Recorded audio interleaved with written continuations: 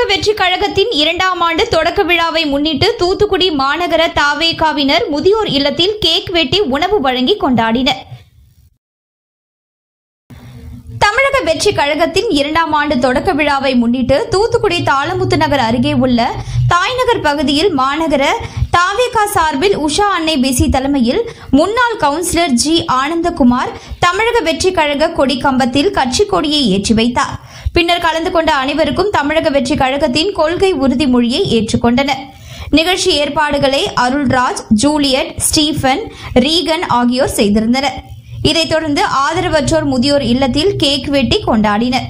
தொடர்ந்து அங்கிருந்த முதியவர்களுக்கு மதிய உணவு வழங்கி மகிழ்ந்தனர்.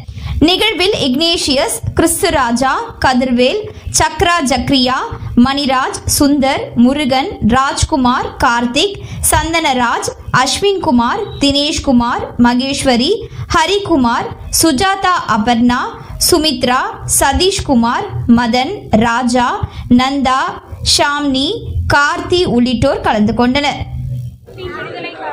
நமது மக்களின் உரிமைகளுக்காகவும் தமிழ் மண்ணில் இருந்து வீரத்துடன் போராடி உயிர் நீத்த எண்ணற்ற வீரர்களின் தியாகத்தை எப்போதும் போற்றுவேன். நமது அன்னை தமிழ் மொழியை உயிர் தியாகம் செய்த மொழிப்போர் தியாகிகளின் நிறைவேற்றும் வகையில் தொடர்ந்து பாடுபடுவேன்.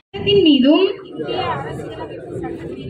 இறையாண்மை மீதும் நம்பிக்கை வைத்து சகோதரத்துவம், மத நல்லிணக்கம், மதசார்பின்மை, சமூக நீதி பாதையில் பயணி மக்கள் நல சேவகராக கடமையாற்றுவேன் என உறுதி.